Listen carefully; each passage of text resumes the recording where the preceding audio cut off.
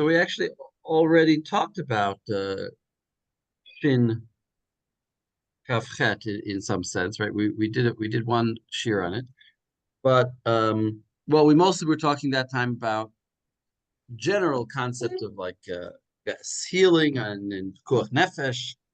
Um, but now I want to get into some details, and it's a long siman, so I really just want to focus on two part, the introduction, and then Sif Shin Yud Zayin. I mean Sif Yud Zayin. Um, so let's look at the introduction that the Beit Yosef writes. I sent out.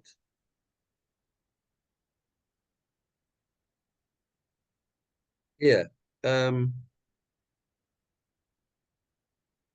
Maybe I'll read it. Look at so it says Kol Refua Asur Asot B'Shabbat.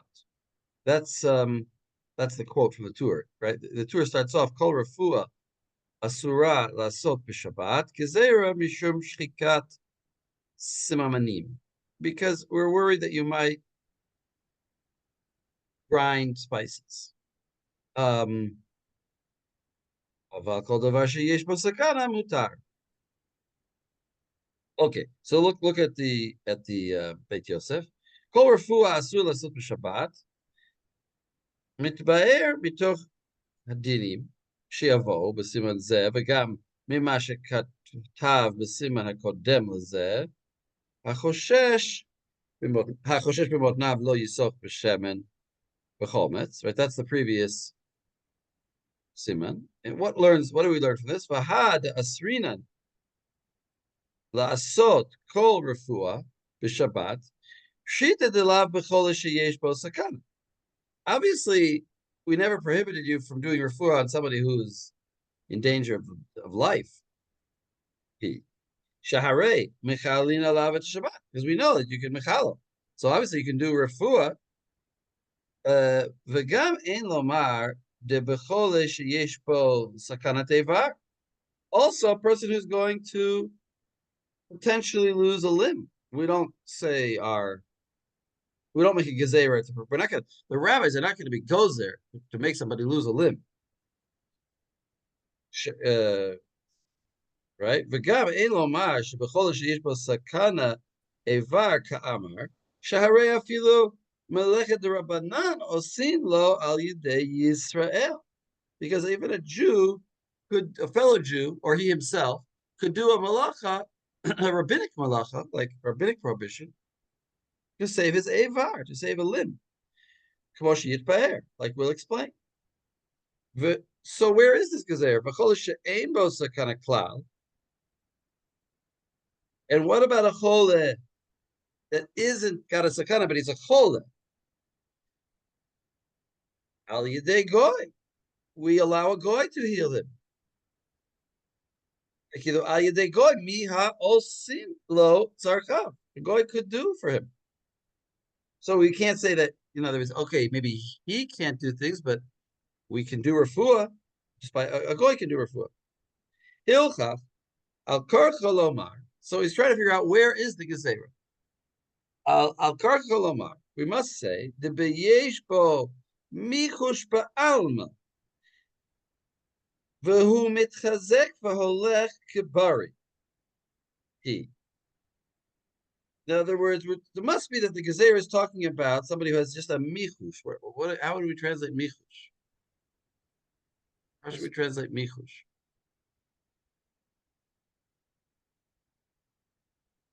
Suspicion? Mild, maybe? Yeah, maybe literally I would translate it as like a concern. He's concerned. But like you said, a worry or michush, yeah, he has some kind of mild illness. And then he sort of defines it. V'hu mitchazek v'holech bari. And he's getting better and he's walking around like a healthy person. In other words, he's on the road to recovery. He's a bit not feeling great, but he's walking around. He looks like, if you look at him, he can walk around. He's not stuck in bed. Can we translate it as he pulls himself together? Yeah, I think so. Not who meets chazek. If he does it to himself, Right. doesn't work. Mitchaz, well, I think it means I think literally it would be he's getting better. Mitchazek. He's in the process, he's in a process of improving his state. Okay. V'hu holech kabari, and he going like a bari. He the kol kehai gavna ein matirin afilu shavut divrei hep. And anybody who's like in that state, then we don't allow anything. They don't let to do any refuah because he's not a whole. He's not really a chole. Another term that he doesn't use here, but he uses other places, is mitztayer. He's mitztayer. He's suffering, but he's not hole, whatever. He's not really sick. He's suffering a bit. Vafilu al yedei goy, we don't let him do a refuah. Maybe I shouldn't say mitztayer, but let's say he's he's suffering a bit, but he basically looks healthy and he's getting better. Velo od ela afilu devarim she'ein behem mishum malacha. And even if the thing would be doesn't have any malacha involved in it, like for example, taking a pill, gazru mishum shchikat zamanim. They were goes there because maybe you'll come to grind the medicine. Kachem divrei harav amagi, beperach bet, v'haran, beperach shmona shvatzim, v'ken hem divrei harashba, b'tshuva. Okay, so that's introduction. He's basically saying the Gezeira doesn't apply to like a person who's very sick or even a little bit sick. It's only talking about a person who's basically normal kind of guy. He's just feeling a little under the weather. There we don't do refuah, because if he would be sick, even if he's not a sakana, we would even let a Jew do a Rabbanan. And we can't, we goes there against it, or we did let a non-Jew, sorry, we let a non-Jew do a Issa Rabbanan. Or even like, wait, what did we say? Let's remind ourselves. He says, Sheyesh bo sakarat evar kama shehare afilu malachat Rabbanan osin lo al yedei Yisrael. If he's got if he's got to lose a limb.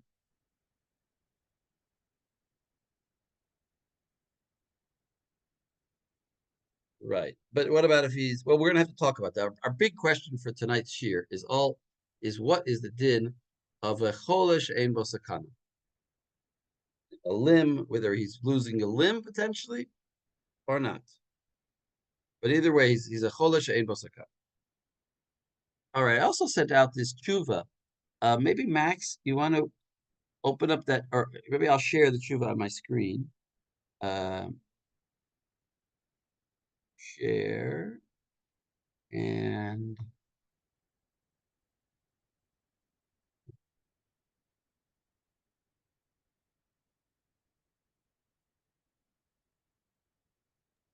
This that Sitz Eliezer you're talking about? yeah,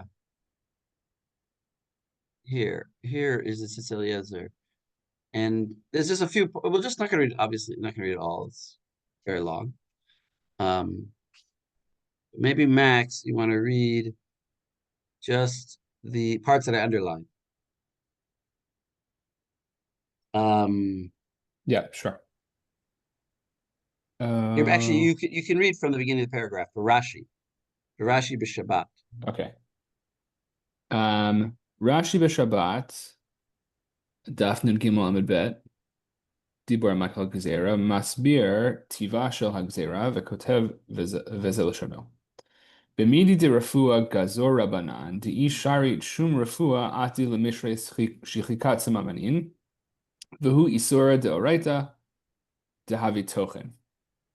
So Rashi says that when it comes to refuah, the rabbis made a gzera, I guess, out of a concern that if they permitted any type of refuah, it would lead to permitting even tochen, even grinding up. Right. People would mistakenly permit for themselves. They would get nervous. He's going to say later that they're going to be like because of their nervousness about the sickness, they're going to say, well, I don't care. I got to grind this stuff. I got to take it, because we let them take refuah, then they'll come out of their confusion to also do tochen, which is an issue deraita, because shchikat zamanim is tochen, which is issue deraisa. Okay, יוצא לנו מדברי רש"י שהגזרה לא הייתה גלל פרטות הרפואה, שרצונו לקחת שאם נתיר לו לקחתה ויחסר לפעמים שחיקה יבוא לשחקה, אלא הגזרה כללית הייתה, וחששו דאם נתיר לו לקחת רפואה בשבס, יבוא ללמוד מזה הוא ואחרים הרואים, שמותר גם לשחוק סממנין לשם לקיחת רפואה לנזקק לה. So it seems from Rashi that the Gzera wasn't about the specific details of the type of refuah that the person Right. Even though that was wants. kind of what we kind of like tried to learn 2 weeks ago, that maybe it is a difference between things that are related to grinding and things that are not related to grinding. But he's saying it's not. It seems from Rashi that it's just a general worry. That once, if we right. Go ahead. Yeah, that once you permit taking a pill, then the person is eventually going to come to grind. He says one time he might be chaser. He says literally what he says, she'im natir lo lekachat, if we let him take lekachta, if we let him take some refuah, one time yechaser lo lefamim shchika, he'll be missing the ground up thing, ve'yavo l'shachaka, and he'll actually grind it himself because he's missing it. So they made a gezerah, general gezerah,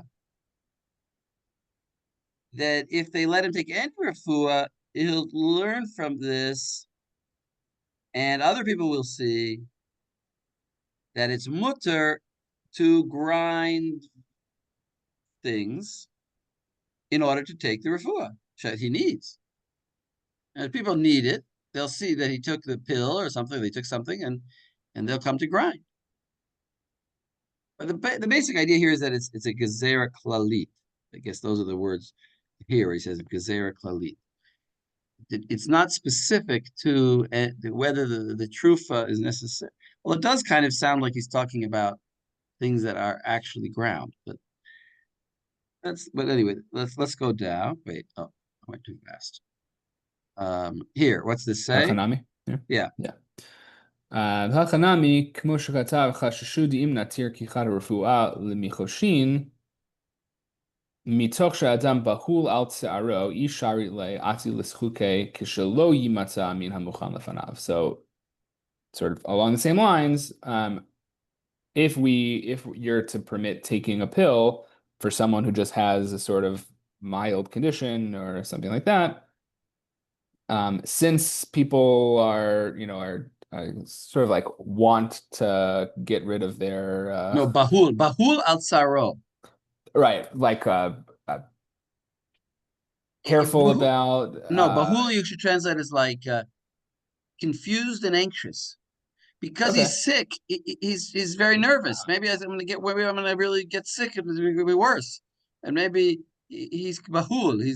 He's like it's like kind of if you're late for your airplane ticket and the taxi is honking downstairs and you're quickly grabbing all the things that you need for the airplane flight, you're bahul. You're nervous and you're trying to get everything done really fast and get down to the taxi. That's bahul.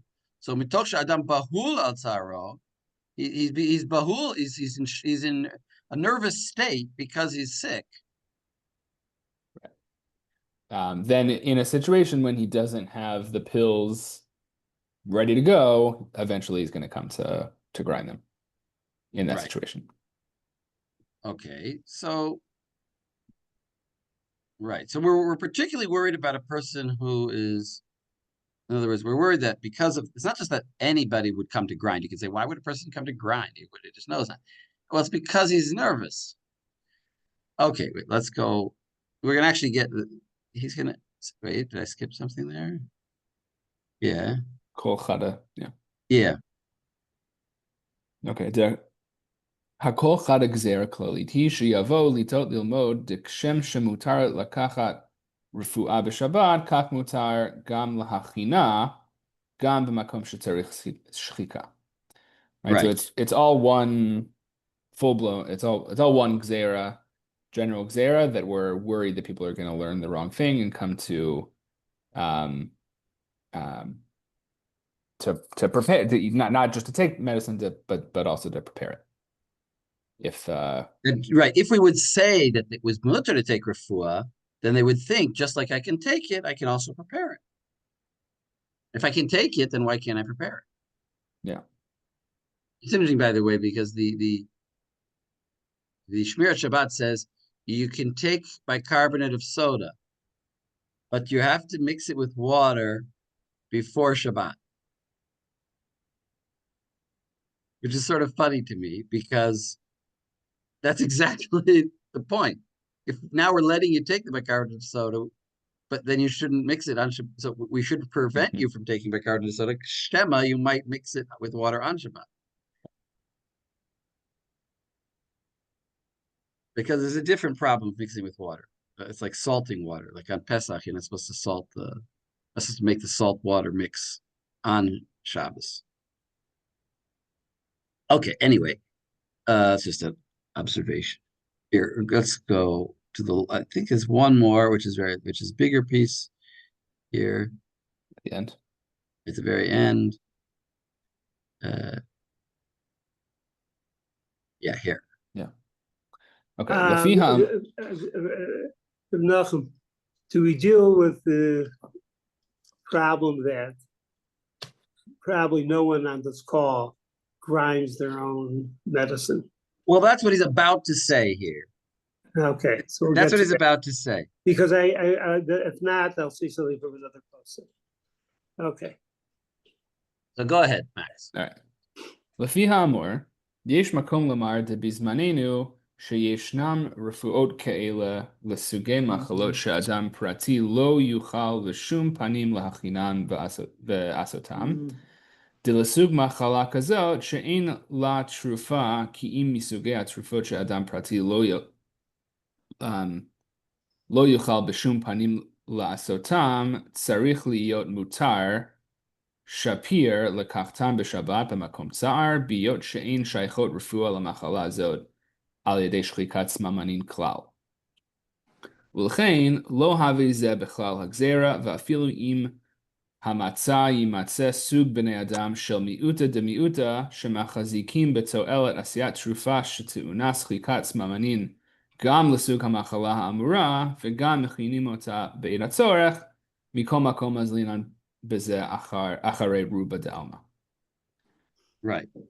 So there's just, most people don't have are so many steps removed from grinding medicine Right. that. Or most medicines, it's impossible to grind them. If you have some kind of like medicine from I don't know what company Any medicine. Yeah, anything from some pharmaceutical company, that they make in a factory with all kinds of complicated chemicals. It's impossible for you to make that yourself. Well, you don't have those chemicals. Nobody has those chemicals. And even if there might be one guy who has all those chemicals, we don't care about that. It's a miyuta di miyuta. It's a tiny.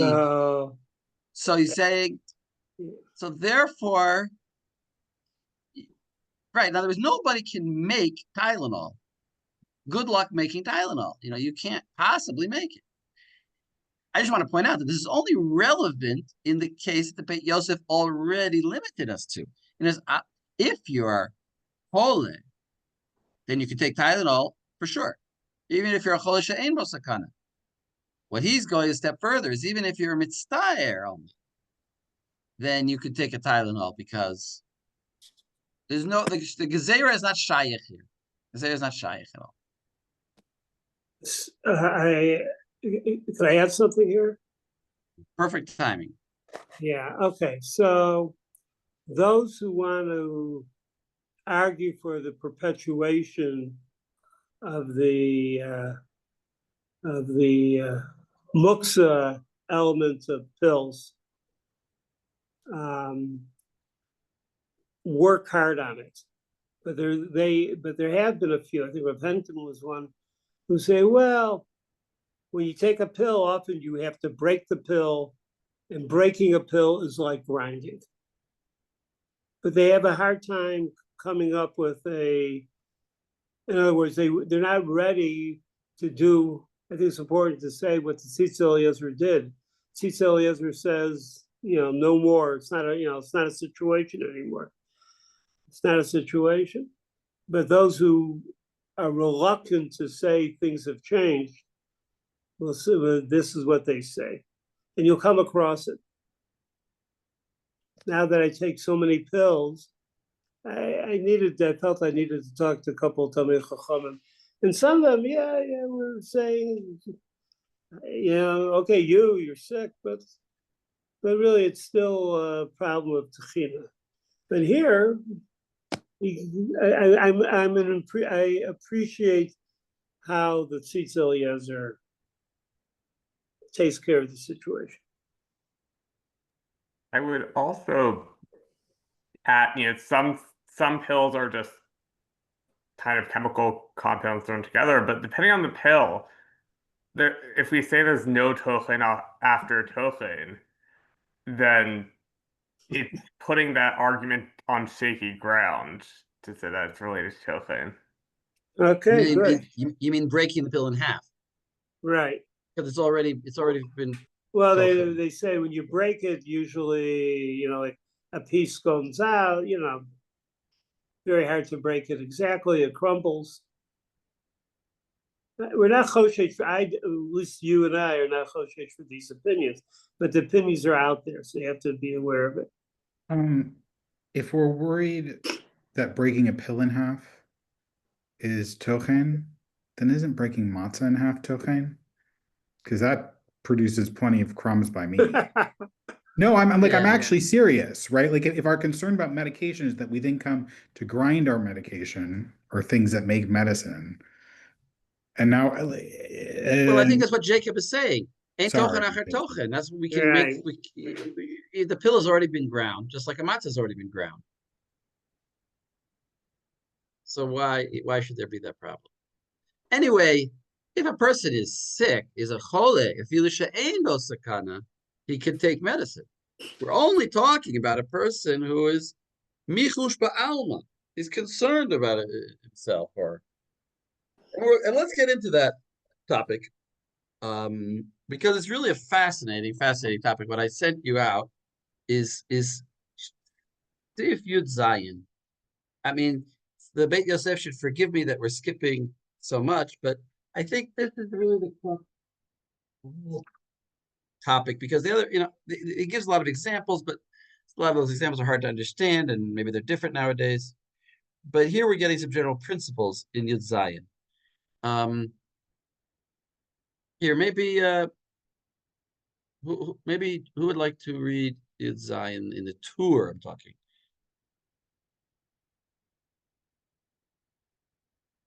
Noam? Okay, go for it. כל צורכי חולה בדבר שאין בו סכנה, הוא לא יעשה, אבל אומר לאינו יהודי ועושה.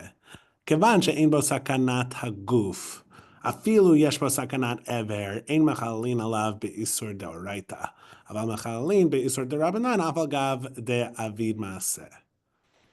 Okay, so all the needs of a chole she'ein bo sakana, you yourself don't do it, but you tell a non-Jew to do it, since there's no danger to your body, but even if there's a danger to one of your limbs, then you don't do an Isser D'Oraita, but you do an Isser D'Rabanan.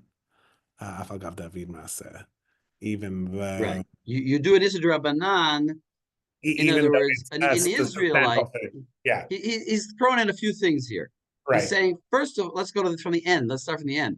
If you've got a sakanat evar, then an Israelite, you or another Israelite, could do a malacha that is not deraita, Mechalim be'isur d'Rabbanan, afal gav da'avid ma'isa. Even though that isur d'Rabbanan maybe has a ma'isa associated with it. I mean, what would be an example of that? I mean, I want to come up with the most extreme possible example. What about shchita of an animal with a shinui? Shchita with a shinui would be d'Rabbanan. If you somehow did it with a shinui, it would be d'Rabbanan.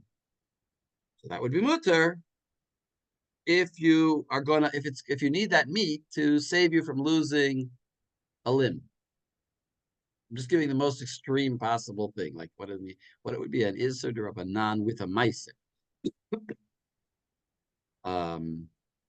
Certainly carrying in a carmelite, bringing somebody medicine where there's no eruv, but it's not a shuta rabim, it's just a carmelite, then carrying a carmelite for saving somebody's limb would certainly be permitted. And then but in the beginning he said, what did he talk about? He talked about Cholesh bo sakana. So it sounds like cholesh bo sakana. You do a you tell a goy to do stuff. But sakanat ever, you yourself can do an isur d'Rabbanan. Right. Can the goy do an isur d'oraita? I would presume yes, but I'm not. Right. I would assume yes. Because the only isur of telling a goy is isur d'Rabbanan of telling him. Now, basically what we're saying is like this: you can do an isur d'Rabbanan if you're a chole, and you can, but only one isur d'Rabbanan, which is telling a goy. But if you're a chole that's going to lose an avar, then you can do all kinds of isur d'Rabbanan. Okay. Keep reading. אבל בחולי שאין בו סכנת עבר, נספק אדוני אבי הראש, זיכרונו לברכה, אם מותר לחלל עליו בשפוט דאית במעשה, דשמא לא התירו אלא אמיר עלינו יהודי, אבל לא שפוט דאית במעשה, אלא בסכנת עבר. So, but in a case where someone's sick and they're not at risk of endangering or losing a limb, then the Torah's father, the Rosh, was unsure whether one was permitted to violate Shabbat with Maisa, like we said. Right, Isur d'Rabbanan, Shvut. When we said, yeah, Chalel alav b'Shvut, I mean not b'Shabbat, b'Shvut. I mean Shvut is an Isur d'Rabbanan. Right. The Isbe Maisa, that a Shavut that has an action. In other words, speaking to a goy is not having an action. Shemelo etiru el amir la'akum. Maybe they only allowed amir la'enu Yehudi, but not other Isur d'Rabbanan. Except in the case of a sakanat ever. So the question is, where there's no sakanat ever, can you? Right, which he already said. In other words, the Tur himself already wrote that if there's no sakanat ever, you could only do a mir la'akum. And then he's just saying, and actually my father seemed to also, basically say that he's not sure. Maybe he was like mistapek. Maybe you could. Maybe you couldn't. He wasn't sure. Okay, go on. Aval Rambam. הרמב"ם, זיכרונו לברכה, כתב חולה שאין בו סכנה, עושים לו כל צרכיו על ידי אינו יהודי. ואם היו צריכים לדברים שאין בהם מלאכה, עושים אותן אפילו על ידי ישראל. So, but the Rambam said that for a chole she'ein bo sakana, then you fix all of their needs via a non-Jew, so you do a mir lagoy. But if they need things that there's no malacha involved in, then any Jew can do them. What does it mean she'ein malacha involved in them? I think he's about to give examples. Yeah, he is. But what does he mean by malacha? Is no malacha? I'll give you a choice. Does he mean that it's any Isur d'Rabbanan is not a malacha, or does he mean? Well, or does he mean any Isur d'Rabbanan that is less, is like a mirror, is like talking? There's two kinds of Isser's D'Rabbanan. One that has a Maisa and one that doesn't have a Maisa. That's what we talked about before. Now the Rambam says here, when the Rambam says, Im hayu tzrichin ledevarim she'ein behen malacha, osin otam afilu al yidei Yisrael. Well, we'll see. How does the Torah understand it? We read the next line. Lefichach, לפיכך מעלין אוזניים ומעלין well, this is actually still a quotation really of the Rambam. Malin oznaim umalin onkeli b'Shabbat umachzirin hashever, and you put back a broken arm. V'kol ki yotze b'zeh. Right. So what he says of Val HaRambam, what does he think? What is the Rambam? How does the Torah understand the Rambam? As he got through saying his father was mistapek, and then he says but his father said, but the Rambam said like this. So what's the Rambam trying? How does the Rambam differ from the Rosh?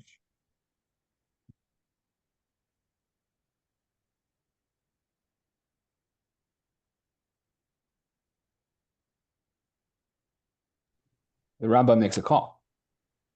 He makes a call. What's the call? I think Lakula. I think Lakula. Yeah, I think that's what he's saying, right? Lakula. In what sense, Lakula? More makil than what? More makil than Well, more makil. I guess even if there's a masa. Right. Now, it's not just Amir La'akum, but any Yisud Rabbanan. That seems what he was saying. Okay, fine. All right, and then he brings these examples. Now, the examples are strange examples, right? What are these examples? Rashi says, like, Malin Oznayim, it means like, I don't know, something like tendons in the face, they fall, and you can put them back. I don't quite understand what he's talking about. It's a Gemara. It's from the Gemara, but I don't understand what the Gemara is talking about. Malin Onkli. Yeah, how are they Isurei Midorabanan? Yeah, what kind? These are like, the Rambam brings like, Is it Gemara, he brings the refuah? Gemara, but the Gemara's examples are like really weird things. What are these? Yeah, why is, maybe it's mitake and mana? Maybe you're fixing something? I don't know. Or is it fixing- refuah? Well, refuah is not a malacha. No, That's shvut. refuah. But exactly, it's shvut. Yeah, so what are these things? He said, well, devarim. In other words, the way I read the Rambam was like this. I wanted to add a word. Aval devarim she'ein behen malacha d'oraita. In other words, I'm adding the word d'oraita. In other words, any osinotan afilei de Yisrael. In other words, any d'Rabbanan you could do. And then he brings these examples, but he doesn't bring like, shochtim b'shinui, like my example. He doesn't bring like a regular, real Isser D'Rabbanan. What are these things? Putting a shever back? What Isser is that? That's Isser D'Rabbanan? I read the Dvarim She'in Behen Malacha as like there's no malacha connected to them. They're just things that are related to refuah that don't have anything to do with taking a pill or anything like that. They're just something that you do unrelated to malacha, but yes, related to refuah. Even that a Jew can do. So in other words, he's not quite as makel as we made him out to be. Right. He's only letting you do. No, your reading is good. We're going to see in the Beit Yosef he entertains all kinds. We're going to see different kinds of ways of reading it. Yeah, but you're saying he's not quite as makel. He's just not all the Rabbanans. Only the Rabbanans that are only usher because they're like refuah, because they were kind of refuah. And those things you could do if he's a cholah. Right, we're talking about a cholah. I don't know if I was reading it as less makil. I just figured it as sort of like one step down from I don't know. Well, what did the Rosh say? The Rosh said, he's nistapek imutar lechalel b'shavut is be'maise, that there is an action In other words, or maybe as opposed to Amir La'ak. And then the Rambam says you're allowed to do anything she'ein behem malacha. Maybe malacha means ma'aseh. She'ein behem ma'aseh.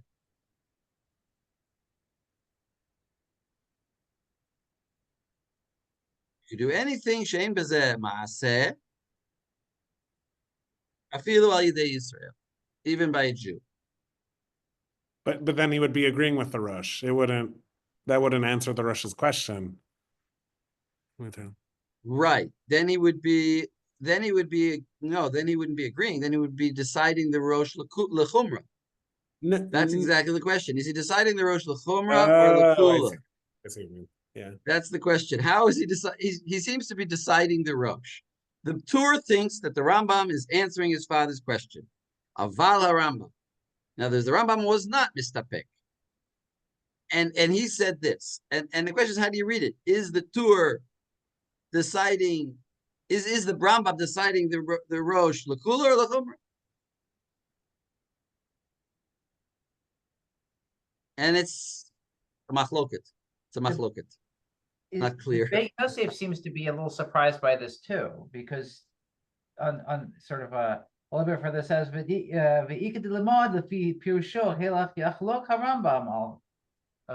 so it seems that there might be some surprise about what's being discussed here in terms of what exactly is the nature of the Rambam's difference from the Rosh.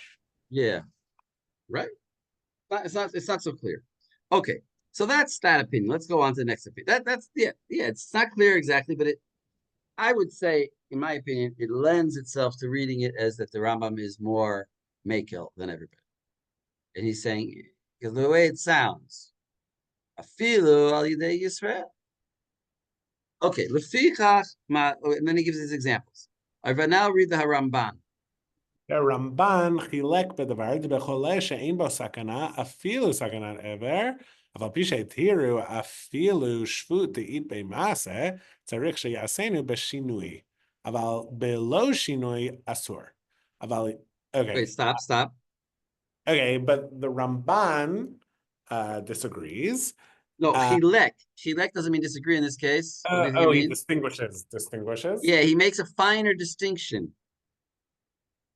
Yeah. Chilek b'davar. He makes a distinction in the matter. Right. That with a sick person, chol she'ein bo sakana, Which is our topic. We're always talking about a sick person that ain't bo sakana. Because if he's got a sakana, then for sure. And then for sure he could do it. And if he has no sakana, and if he's not sick at all, then he's probably asur. So yeah, so if it's chol she'ein bo sakana, afilu sakanat evar. Oh, what did we say about sakanat evar up till now? We said even a Jew could do it, maybe, right? Sakanat evar. We said. Yeah, right. And this is still agreeing with that. It's just saying that you should do a shinui. And if you didn't do it with a shinui, then that would be forbidden. Right. But with a sakanat evar, mutar afilu shvut de'it be'maseh be'lo shinui, then you don't need a shivui for an isur d'Rabbanan. If you're going to lose your limb, afilu shvut de'is be'maseh and afilu be'lo shinui. So, first of all, the Ramban is creating a new category here, which is quite a chiddush. What anyone guess what I mean? What is this idea? What category do I think I'm thinking of? Read my mind. Does anyone see the new category here? Or a new heter? I mean, he's saying shinui. What is this shinui? He seems to be saying shinui in a derabanan is already mutter. Now, we don't have that. I mean, I never heard of that concept. I don't know about you, but I never heard of that. I never heard that, like, I don't know. Let's think of the Rabbanan. Carmelite. You want to carry in a Carmelite. This is a Rabbanan. So I do the shinui. I don't know. I put the key in the bottom of my shoe. I carry it in an unusual way. All of a sudden, that's become mutter. Any Rabbanan that I do in a shinui is mutter. because he's saying you could do a shvut, this be maise, but then you do a shvut that has a maise, any drabanan that's not like a mirror, that's not just talking, but it's a maase. Then you have to do with a shinui, and then all of a sudden get mutter. So maybe it's only by a chole. But if it's only by a chole, then the Ramban is just inventing this. And we don't, in other words, where is he learning this from? Like I did always assume, even if a shinui doesn't make something mutter, it is like a mitigating factor. It's for sure, right? It's for sure a mitigating that's factor. the whole point. So, like, I don't know. Yeah, but I'm just saying. I see it. I see it differently. I see it. I think I see it because what you're saying is very important. What I see it is that rabbanans are on specific ma'isa, and if you have a shinui in the ma'isa, it's not the ma'isa that was Whose gozer on? What? That the rabbis made a gezerah on. Right. They made a gezerah on right. And you're doing a different ma'isa. It's not an added or a detraction or a mitigating factor. It's a different ma'isa. In other words, they said, don't carry normal carrying, don't carry carrying in a Carmelite. But what you're doing is, even if it would be deraita, a Rashut Rabim, the carrying that you're doing wouldn't be called carrying. It would be only usher. It wouldn't be usher according to the Torah. So if it's a Carmelite, then that's a huge chiddush. Is the Ramban saying? It's definitely a chiddush. No, I think it fits. I mean, I don't know. It's just something I never heard before. So maybe it's not a chiddush, but to me, it's a chiddush. Take it as a chiddush. I think it works. Yeah, it's just an amazing thing. He said, "Shinui in a derabanan gives us that." And the question, really, I'm asking: does the Ramban mean to specify this rule only by refuah, or is it a general principle in halacha of Shabbat? That's really my question. I think it's a general principle. I'm thinking it's a general principle. The general principle is certainly when you have, well, I was thinking about things that are weak to begin with, like electricity, right? But that's very weak electricity. Right. There's a being usher. Thing of being usher. So you might say it's still usher because it is domelesh or whatever factor reason you want to give. But once you have a shinoi that you pound the elevator with a key or something. With your elbow. With your elbow, with a key, yeah. So then I think so. Maybe we could say like this instead of making. I don't want to make it too general. Maybe I can say like this. Well, there has to be a tzorech. There has to be a tzorech. It's some kind of tzorech. Good. Some kind of real need. You can't just like play. Right. If I want to play a game with my kids, it requires using electricity. It can't be that, right? I can't just use an electric game to play with my kids and then do the shinui. But if there's a tzorech, like here, this guy is he's sick. He's sick. So then you could do the shinui and an Issa D'Rabbanan. Okay. It's just very enlightening.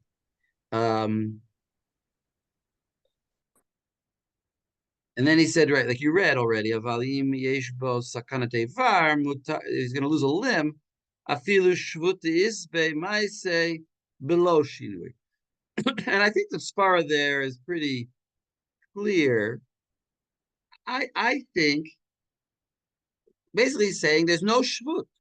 Shvut Isbe Maise below Shinui. You don't do a Shinui. The Gezerah just goes away when you're talking about losing a limb. And I think that makes a lot of sense because the rabbis never wanted to make a gezerah that's going to cause you to lose your eye, lose your hand. Chas v'shalom. In other words, once you're talking about losing a limb, there's no gezerah at all, of any type, of Shabbos in general.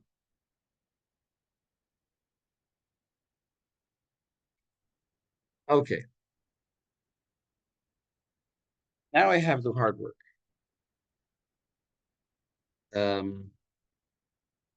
And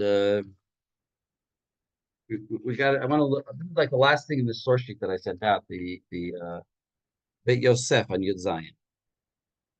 I really just kind of want to go through it all because it's very interesting. A whole discussion. Who here, Jacob? Why don't you start us off?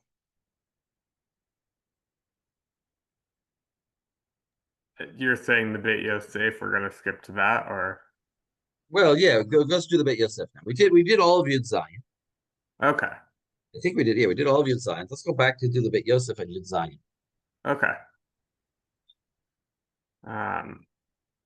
Okay. Paris Haras, Siomru Enam Klosasim Sinat Savera. No, Kol Tzorchei. Go from Kol Tzorchei Chole. Oh, hold on. I was looking at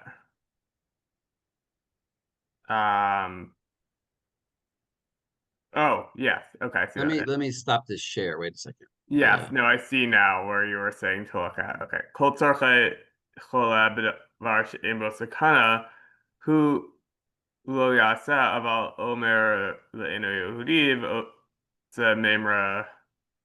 Right, here's the Memra. Here it says the number 7 here. I actually have it twice in this thing. Yeah. The Amar Kol Tzarchei Chole Naaseh Al Yedei Arami B'Shabbat. So all the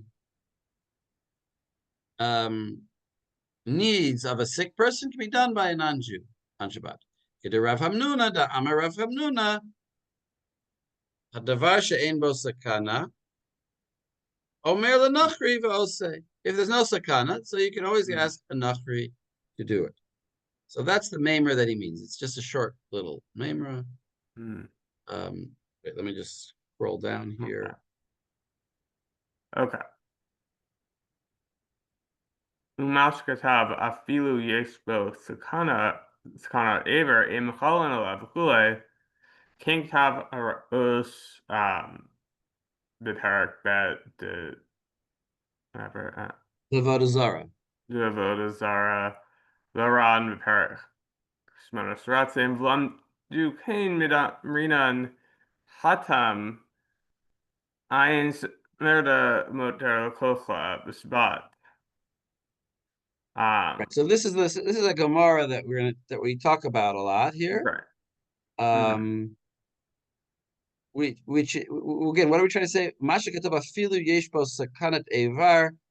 You're gonna lose a limb. You don't mechalel, and by a Jew. You ask a goy, Right. and that's what we learned. We have this case of like putting blue on the eye. I'm not sure exactly what it is, but the eye is like sick. And so you want to put something on it, some kind of blue thing. Or I don't know what kochla is exactly. Savor mine hanimili debeshchike samanim me'etmol. Aval b'mishchat va'ati lo. In other words, when can you do this? Is if you have the thing ground from before Shabbat. But to do grinding today on Shabbat, no. Right. Go ahead. This is the Gemara. This is just he's just quoting the Gemara. Hachumer banan. Lididim parsha limine durav Yehuda dafil mislakvi tuye they I'm not sure what Reish this is. Mirashut Rabim. Mirashut Harab Nami Misum de sure Ini Deena Beliba Talu. Haribit Hadya, the Ela Misum Rine Deena Beliba Talu Lo Hava Sorry Misfak V2. So that's him. This is according to the Rabbanan. I explain according. No, I think not. I think he's saying like this: Amar le hahumid Rabbanan. One of the rabbis. Oh, one of the rabbis said to him. For myself. Mifarish li. Mina de Rav Yehuda. Right. For myself, I explain it from this of Rav Yehuda that he could even grind it and bring it from Rishut Harabim because of this disease of the eye. Because it's related to some heart Mishum de issue. Shirine de Eina Beliba Talui. The tendons of the eye are connected to the heart. Mm-hmm. So, like, if you let the eye go, the whole body will go. Yeah. So it's pikuach nefesh, Exactly. and therefore you could grind it. You could bring it from far away. Exactly. Yeah, and so he if says, it, "V'harei behedya," and uh, behold, it is clear that if it's not because the tendons of the eye are attached to the heart, it wouldn't be permitted to grind it and bring it. right. In other words, if it wouldn't, if you would have just been losing the eye on its own, Mm-hmm. then you wouldn't have been. It's only because you're going to die from this. So Mm-hmm. you see from that sakanat evar is not something you can break a Torah law for. Somebody's Mm-hmm. going to lose his arm or his eye. You can't break the Torah for that. You can't break a Yeah. Torah law for that. Shabbos is b'chai b'hem, but Mm-hmm. doesn't say that you can keep all your limbs. You might Exactly. unfortunately have to lose a limb because it was only because it's talui and the eye is connected to the heart, and so you're going to die. So that's why you could do the Issa Deraita, but you can't do Issa Deraita just to save an Avar. So that's the source. Yeah. Right. Afalgav the Ika Sakanat Ivaron, even though there's a fear of blindness. Mm-hmm. And a blind person is Hashuv Kamet. It's like Mm-hmm. the worst possible Avar to lose. And you might even say it's like death. Mm-hmm. But we still say, no, only if you're going to die from it do you do Issa Deraita. Mm-hmm. Go ahead. V'chi hava daitach de liga be'ein shmeredas kanat nashot havas ari l'kochla ki sechi ke simanin niha. So, and if you would think that there isn't um it's a kind of nefashot with this eye disease, would it be permitted to put this kochla on it when you would be grinding for it? The apal gav, there are banan asir lasot shum rafua mishum likat siman and nista piksha harash b'chol she'em bo sakana lafil sakana aver im hatir ulo. Wait. So he's saying like this. I think he's trying to say, according to the Salcha Daitcha, the first opinion was that you couldn't do shchika, but you could use stuff that was ground from before Shabbat. So Yeah, according to that Salcha Daitcha, we're also going to learn something. And what is that we're going to learn? so that's the apal gav. Exactly. Afagav de Rabbanan asru la'asot shum refuah mishum shchichat shamim. It would be permitted. In Yeah. other words, that sakanat evar will let you violate, even if it would have not been talui, if the eyes would not be connected to the heart, like we thought in the beginning, then you could still do the refuah. You just couldn't grind it. So you could do Isser. So there's no Isser. So that's the proof that basically by a var you can violate a rabbinic law to save it. Yeah. Okay. Here. So read another section. The nistapeksha. Nisapik sham harash b'chola she'em bo sakana lafil sakana aver im hatir lo refua alidei Yisrael dabe shvut is changed No, they have to Tira. read it the other way. The version that I have, are you reading mine or are you reading yours? I'm reading yours on. Mine. Oh, so wait. So the way you're supposed to read, I'm just looking in my printed edition. There's a correction here. It says like Nistapik sham harosh b'chol she'ein bo sakana va'afilu Mhm. sakanat evar im hetiru lo refua dehave shvut. Refua is a Oh, shvut. okay. Did they matir it al It's yidei Yisrael kishem shehetiru lo amira lagoh? Oh, yeah, that change makes sense, specifying the type of refuah before. Okay. So what was the suffix of the rosh? If for Koalash Aimbos kind of, even if it's case of kind of where they're losing a limb, if refuah in the form of shavut would be permitted through someone Jewish, like it would be permitted with Amira al-Nakhri. Right. Um, Odilma lo hetir lo ela Right. amira lagoy shehi shvut delayed b'maise. mhm. Valasot lo hayisrael refua biyadav lo hetir dekevadei sheyisrael ose maise. Since the Jew is doing an act biyadayim hechmir hechmir tfeiv iser didei. They didn't let. In other words, they don't let it. Maybe they didn't let a Jew do an iser, even though it's iser drabanan. Yeah. And maybe they only let Amir Akum. Mm-hmm. That was a suffix. And that's by an Avar, by losing an Avar. Right. And now he brings a new opinion. Varashba, Pasak, suffix Zelekula. I'm for some reason I'm reading. Varashba Pasak, suffix Zelekula. He decided this doubt to be lenient. Shekata b'tshuva, kol l'shein bo sakana, o sheyesh bo sakana devar, dvarim she'ein behen ela isur d'Rabbanan, nase afile de Yisrael. So he says, so that's a big kula, right? Kol Yeah. l'shein bo sakana, and certainly somebody who might lose a limb, a Jew could do isur d'Rabbanan. Just a flat out, any Jew can do isur d'Rabbanan.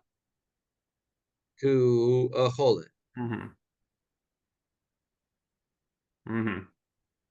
Even if there's no sakana to the chole. Here, maybe Jessica, you want to read the next thing, Varan?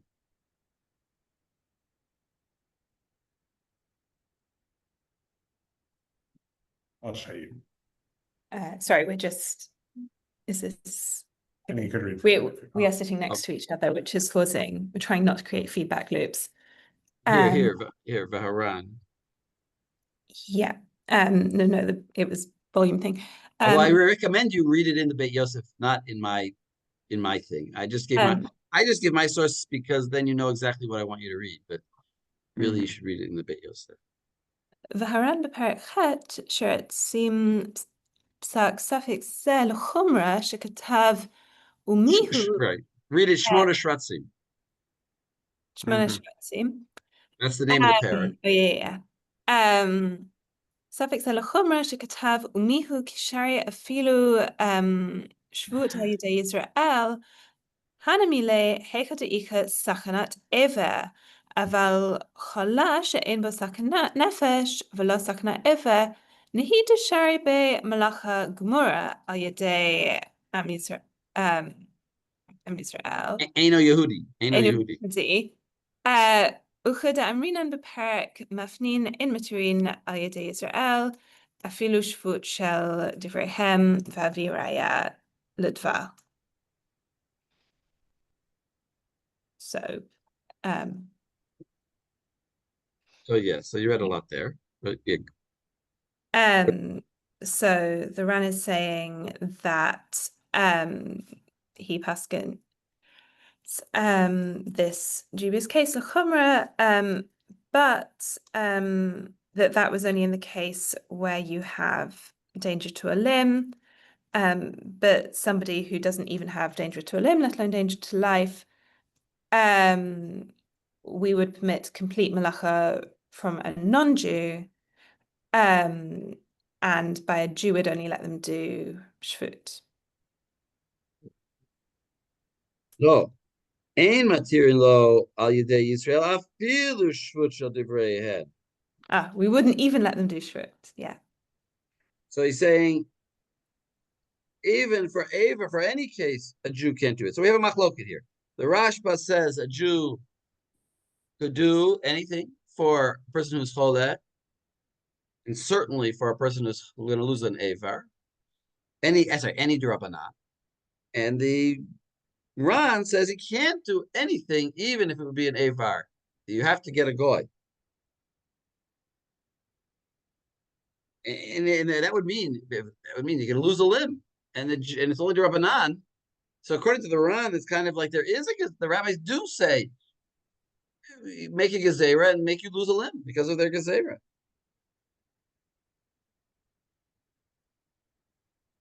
Right? You can't do an Issa Durabanan to save a limb. Only by a goy. Only a goy you have to recruit a non-Jew to help. All right, read it. Now so wait a second. So we're left with just different opinions, right? We haven't sort of come to any conclusion. The Rashba is lenient, the Ran is machmir. And now we're going to talk about the Rambam. So read here. Here he quotes this long quotation of the Rambam. This is basically the long quotation of the tour. Why don't you just send me? Oh. I am. Oh, can I ask a question about that? Yeah. Why are you saying, or maybe I'm misunderstanding something? Did you just say that the Ran is machmir in a case of sakanat evar? That he says you have to lose a limb? Because maybe I'm misunderstanding. Pasak safek zel lechumra shekatav b'mihu kisharei afilu shvut al yedei Yisrael hanei mile heicha deika sakanat evar. So that's where you are allowed to do shvut, is when there's a sakanat evar. Aval kol she'ein bo sakanat nefesh ve'lo sakanat evar. Oh, I'm sorry. You're right. Thank you. So yeah, he's not going to make. You're right. My mistake. Yes. Good thing you're awake. Wait a second. Right. You're right. Sorry, my mistake. So what doesn't he not allow? Where is he more machmir then? Only by ein matirin lo al yedei Yisrael afilu shvut divreihem, when it's just a choleh.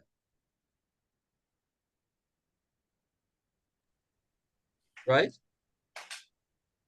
Okay, He so does say could you ein repeat matirin that lo al whole- yedei Yisrael afilu shvut shel divreihem. That's about a regular choleh, not an evar.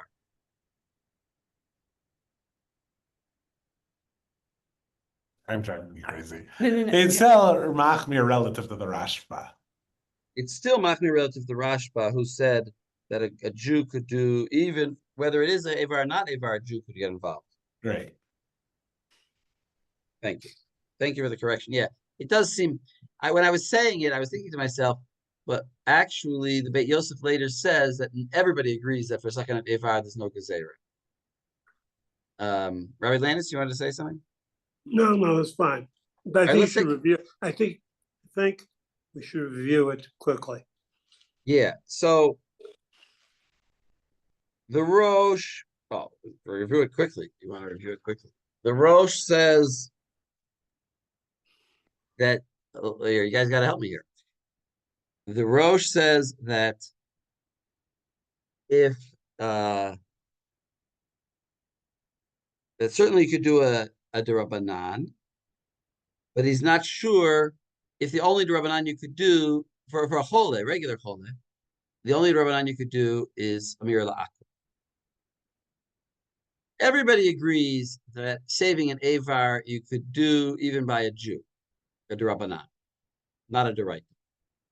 The Rosh says that just a regular Chole, you could only do a Bir La'ak. The Rashba says a regular Chole, a Jew could do any Durabanan. And the Ran says that a regular Chole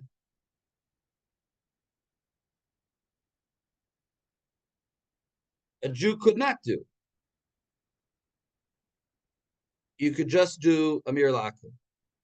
So it seems to me that the Rosh is sort of mistapek if to follow the Rashba or the Ran.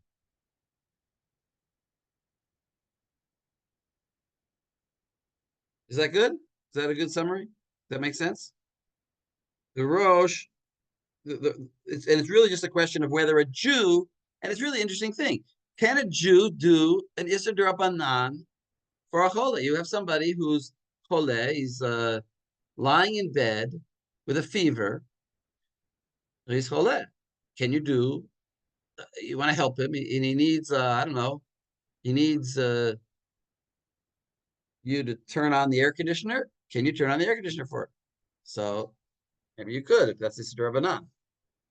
And according to the Ran, you'd have to have a goy turn on the air conditioner. All right, let's take a break.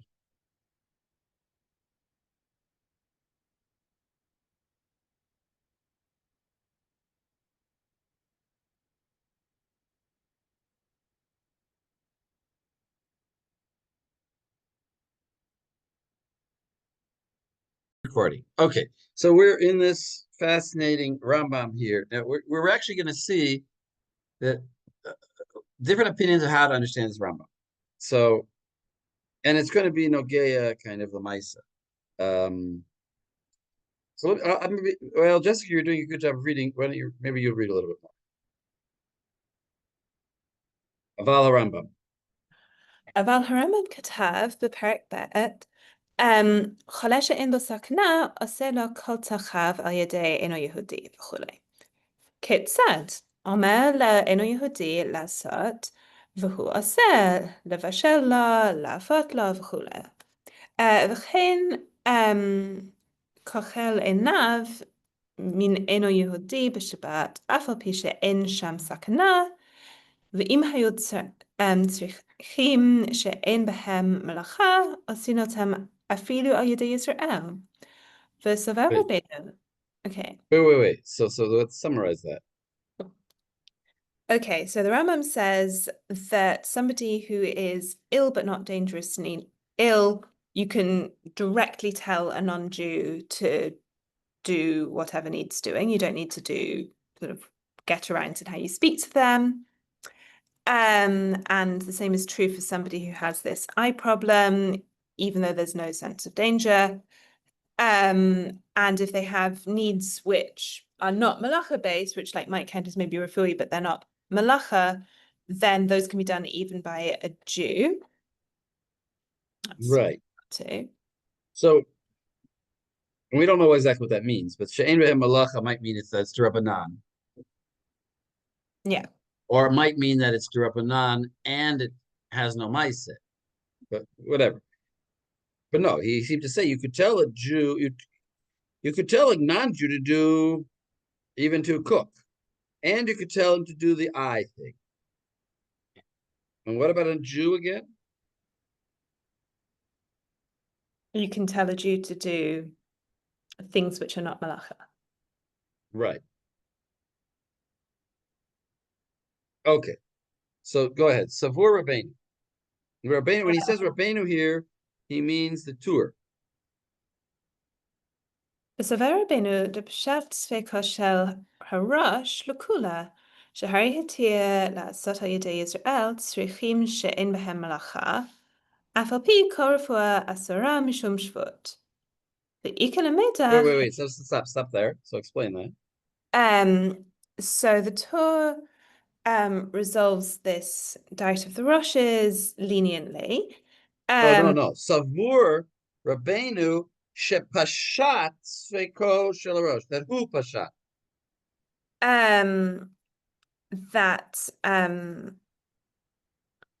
That the Rambam, Savur Rabbeinu, the Tur understood, Shepashat Sveko Shel Harosh, Lakula, that the Rambam resolved the doubt of the Rosh leniently. Obviously, he didn't know, not that he literally knew that the Rosh had a doubt about this, but that he saw in the words of the Rambam a resolution to the Tur's, to the Rosh's question. Okay. Why? Shaharei. Because the Rambam permits doing things which are not malacha through a Jew, even though refuah is forbidden because of Shvut. Right. In other words, what was the Rosh's question? The Rosh's question was, can a Jew do stuff other than Amir al-Akum? A Jew can obviously say to a goy to do stuff, but can he do more than that? And he says, the Tur understands that the Rambam, when it says Aval HaRambam in the Tur, he understands that as deciding the Rosh's question, Lakula. Although the Rosh had the Rambam, so it doesn't completely make sense. Yeah, the Rosh had the Rambam, but yeah, I mean, it's not like he literally just resolved the doubt for the Rosh. The Rosh still had his doubt, but the Rambam for us, in other words, the Rambam comes out on one side of the Rosh's question. That's all. I think that's let's say it like that. It's not like if the Rosh had seen the Rambam, he would have rested well at night. He still would have had his doubt. But for us, the Rambam resolves the question that the Rosh presented. Maybe the Rosh himself wouldn't accept that, but okay, we go on. The Ikka. ואיכא למדך, היכי מצי למימה דה הרמב"ם שרי שפוט הנעשה על ידי ישראל, אם כן, היך כתב שכחל עיניו מן אינו יהודי בשבת. So we have reason to sort of ask, if the Rambam permits doing shvut by a Jew, then why would he have written that you have to do the eye thing via a non-Jew? Right. Exactly. Go on. My area, what's the specific case? My area min agoy. Why does he say? Why does he? Why does he involve himself specifically with a goy? Afilu Israel nami have le mishri. Like, wouldn't he even be permitting it via a Jew if he thinks that Jews can do shvut? Right. כיוון דכוחל לא מצא אלא מדרבנן כדאית בסוף פרק המצניע והוא הדין כתב. No. Wait. So he says, since this doing of this thing with the eye is only rabbinic, he should have let a Jew do it. Why did he say specifically that a goy does it? V'harav hamagi. והרב המגיד כתב, וזה לשונה, וכפן יתבאר בדברי רבנו שכל שפוט מותר בחולה שאין בו סכנה, כיוון שהוא חולה כולל כל הגוף. בין שפוט האמירה לאינו יהודי, בין שפוט הנעשה על ידי ישראל.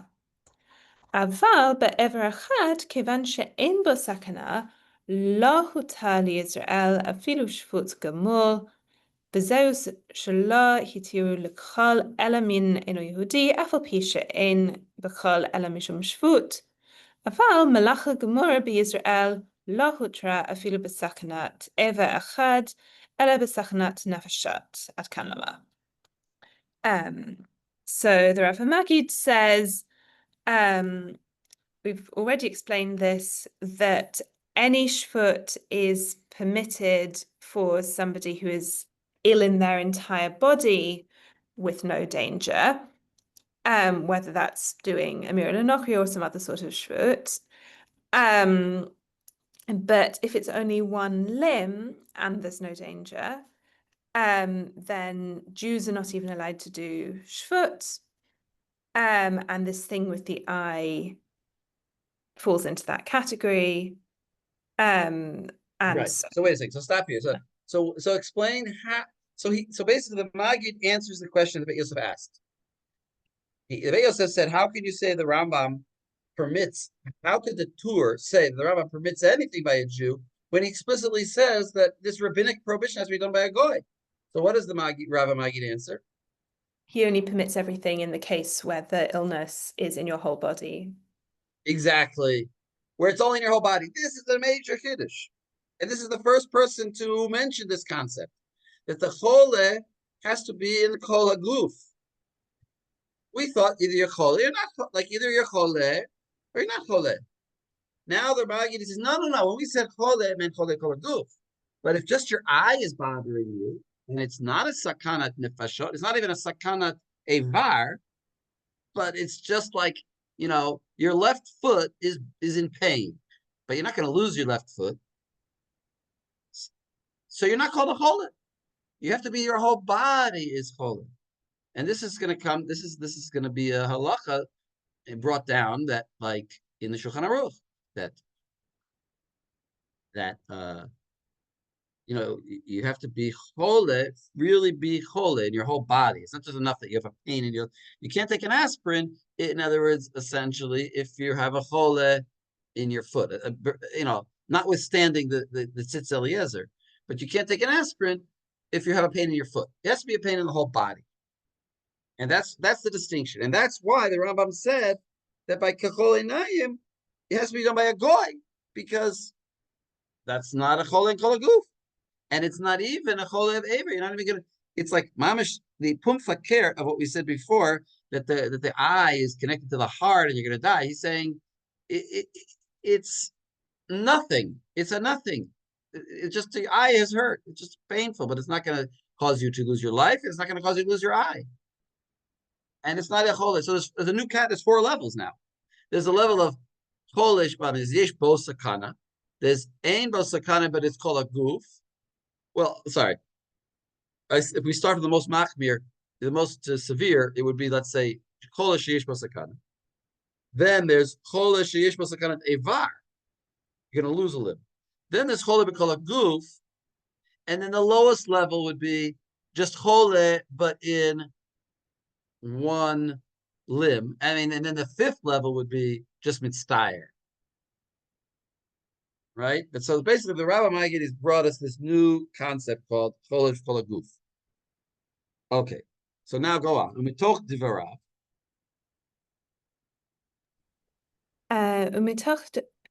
Wait, no, I missed it. Okay. מתוך דבריו נראה שנתיישב ספק זה דהד אשרינן שבות שנעשה על ידי ישראל, אף על פי שאין בו סכנה, היינו דווקא בחולי הכולל בגוף. והדלא שרינן למיכל, אלא מאינו יהודי, אף על פי שיש בו סכנת אבל, משום דאינו חולי הכולל כל הגוף. ולפי זה צריך לומר דהעלת אוזניים ואונקלי והחזרת שבע הם חלים כוללים כל הגוף, שאם לא כן, לא היו מתירים לעשותם על ידי ישראל. Sort of circular logic. Right. It is circular logic. But he's saying basically, so he basically summarized what we just said. And then he said, and therefore you have to say, at the end he says, you have to say that that a shever, let's take the example of a broken limb, that a broken limb, if a Jew can do it, must be, according to the Maggid, something that's called a goof, even though it's just a limb. Because I guess when your arm is broken, you're entirely weak. I could hear that. If your arm got broke, you don't feel like getting out of bed. You're in so much pain that that's called kol haguf, even though it's in one limb. The eye is different. Yeah. Okay. Now, the Beit Yosef doesn't like all this. Here, so let's let somebody else read. Maybe should we come back to Max or Josie? You want to read? Josie, maybe you want to read. Sure, I'm just trying to figure out. So V'ein Dvarav Berurim, that's where we're ending up Exactly. here. Wait, I don't know if I have this. I'm not really following in the shared thing here. I'm looking in your document because it's just easier to follow. Yeah. Well, the best is really to look in the book, but Then I'll go to the book. Hold on a second. V'ein if you have Dvarav. the book, it actually starts with bold. Yeah, I see. V'ein Dvarav Berurim, Etzli, Shehari Masha Katav Rambam, Shekol Chel Einav, Min Hagoy Demashma, Aval Lo Yisrael, גם מה שכתב, ואם היו צריכים שאין בהם מלאכה, עושים אותם אפילו על ידי ישראל, והחולה שאין בו סכנה, דקתני ברישא קאי, ולא נרמז בלשונו חילוק בין סכנת עבר לחולה הכולל כל הגוף. So this is the Beit Yosef sort of editorializing here and saying it's not at all clear to me what the Rambam is doing with regards to this idea of adding kohl to your eyes, which was some kind of treatment apparently, having it done through through a non-Jew, as we just learned, aval lo Yisrael, but not by a Jew. V'gam ma shekatav, and when he also wrote, im hayu tzurichim she'en bahem malacha, but the things that don't actually have malacha involved with them, osim otam, you can do these actions that don't involve malacha. Even a Jew can do them. And that's referring to a case of somebody who has no sakana, which is sort of our only case here. Which is our only case. And here's the key line: V'lo nirmaz b'leshaynai chiluk bein sakanat evar l'chole kol guf. Right. So the Rambam is not making this distinction between someone whose foot hurts and someone whose whole body hurts. Exactly. So now he's going to give his own explanation. The read on. So you see, we're having a machloket. It's just, I think it's very fascinating. I think we're having a machloket in how to understand the Rambam. Wait a second. Let me just summarize up to where we are at this point. The Tur, tell me if I'm right. The Tur understands the Rambam as saying it's all mutter, and he sees everything is mutter. All the Rabbanans are mutter by a Jew or a non-Jew. Certainly a non-Jew, but also by a Jew. As long as it's not a malacha, you could do it. And therefore he's poshet the sveika of the Rosh, lakula. And he's like the Rashba. And right, he's like the Rashba. And then because of this kasha that the Beit Yosef brought, or whatever, the Maggid Mishnah also had the same kasha about the ayin. The Rashba says, no. Only if it's, you only can let a Jew do it if it's the whole body. Otherwise, a goy has to do it. And the Beit Yosef says, well, that's a very nice distinction, but the Rambam never says that. So don't just make up things. So now he's going to try to give a better explanation. So go ahead, Lefichach. Lefichach, nearly the becholel chole she'en bo sakana have ben shu chole kolel kol haguf ben she'eno kolel ben she'eno kolel ben sheyesh bo sakanat ever ben she'en bo Sakanat ever. Yeah, you can add those. You can add those words yourself. Yeah. Sakanat ever, right? In other words, it doesn't matter whether it's nearly sakana have a bain. It doesn't matter. You're called a cholish sakana whether it's the whole body, not the whole body, one limb or not a limb.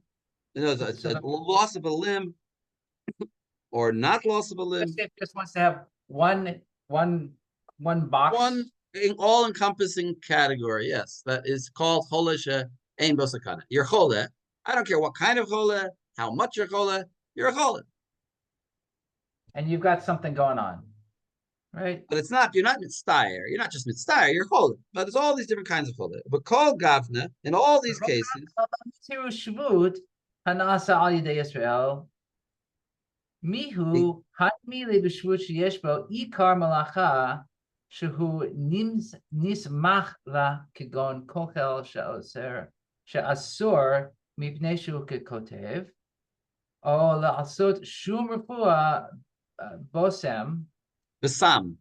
Besam deika lamechash mishum shechikat semamanim aval shvut ve'ein bo ikar malacha shehu nismach aleha mutar afilu al yedei Israel. So what are we saying here? The only real difference is whether or not whether it's a Jew or non-Jew doing it, and whether the shvut has some basis in a malacha. Oh, exactly. And that's what the Rambam meant when he said shein bo malacha.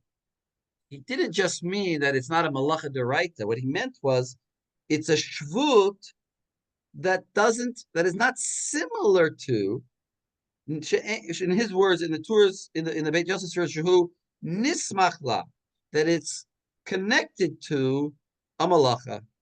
Kagon kochel, and that's dafka the example of kochel. Putting blue on the eye is like writing, which is an it's an Issur Rabbanan, but it's an Issur Rabbanan that's very similar to writing.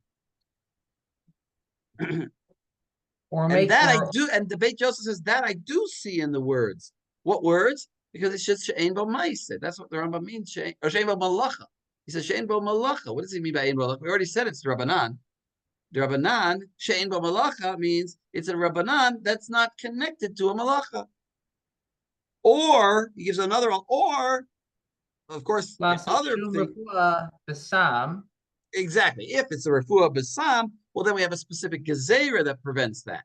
Right, that's the gezerah of not taking refuah when it has a sam, because then that's what the rabbis were gozer on. So there, even though it's not connected to a malacha, it would be prohibited for a Jew to do. אבל שבות שאין לו עיקר מלאכה שהוא נסמך עליה מותר אפילו על ידי ישראל. ומטעם זה התירו לעלות אוזניים או לענוקי או להזהרת השבר.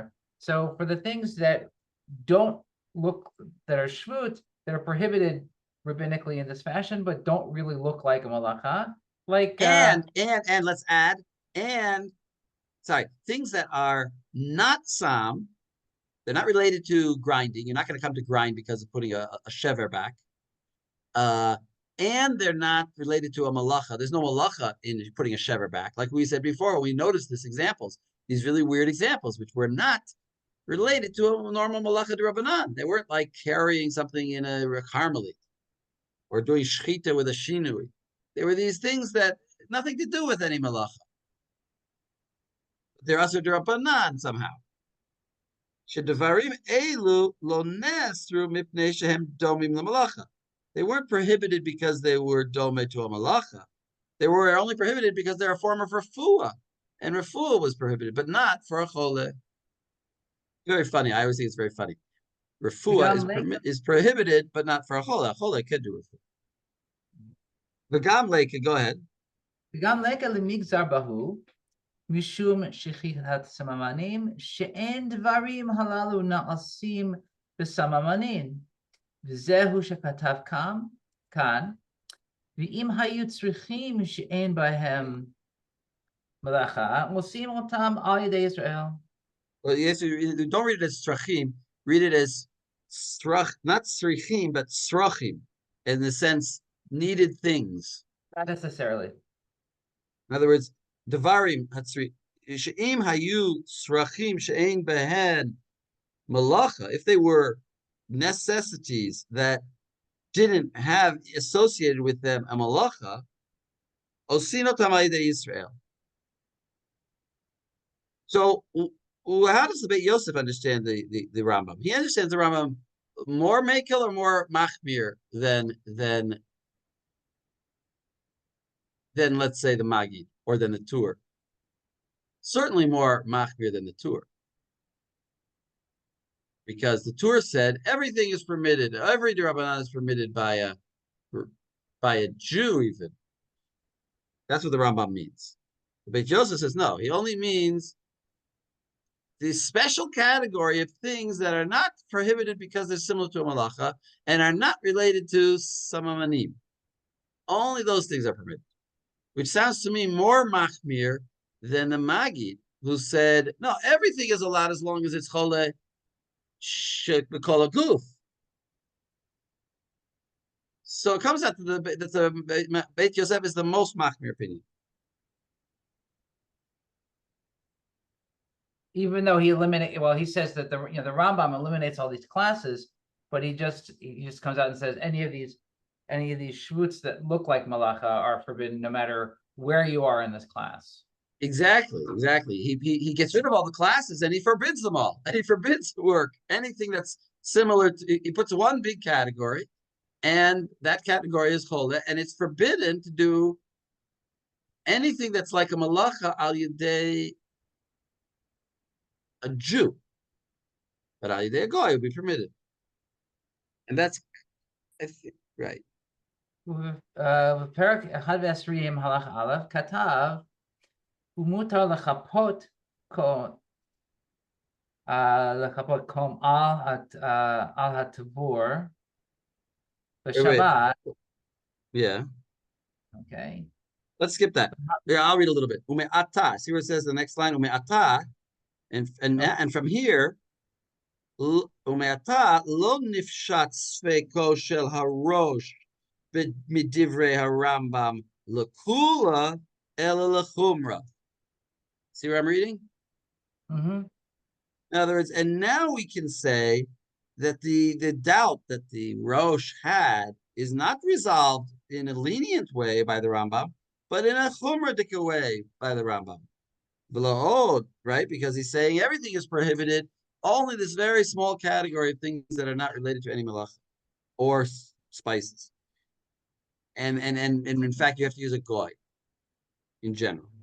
V'lo od ela de mai de pshita leharosh, mai de pshita leharosh, v'aran de beyesh bo sakanat evar, hutar shvuta naseh al yedei Yisrael. And we said that the Rosh and the Ran thought that it's obvious that if you're going to lose a limb, you for sure could do that. A Jew could violate a rabbinic law.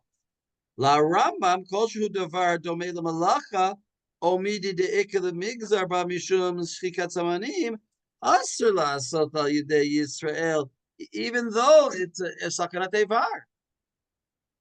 You have to have a non-Jew help you. V'lo hutar ela davar she'eno domei lemalacha. Okay, we don't have to. So let's go to the Shulchan Aruch. But basically, he's saying that the Rambam is going to be super strict. Actually, he's going to be super strict and say you have to have a non-Jew nearby if you want to save your right hand, from something. And certainly, if you want to do any kind of shvut d'Rabbanan that is similar to a malach. Let's look at the Shulchan Aruch. Yud Zayin, and here let's go back to Max.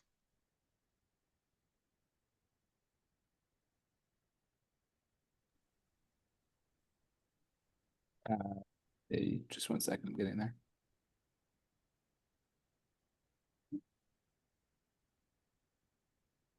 Okay. Cholesh nafal. That's where I'm going to go. Yeah, Cholesh exactly. nafal. Yud Zayin. Okay. It's in my sheet. Wait, let me bring it up here. Or not exactly in order, my sheet, but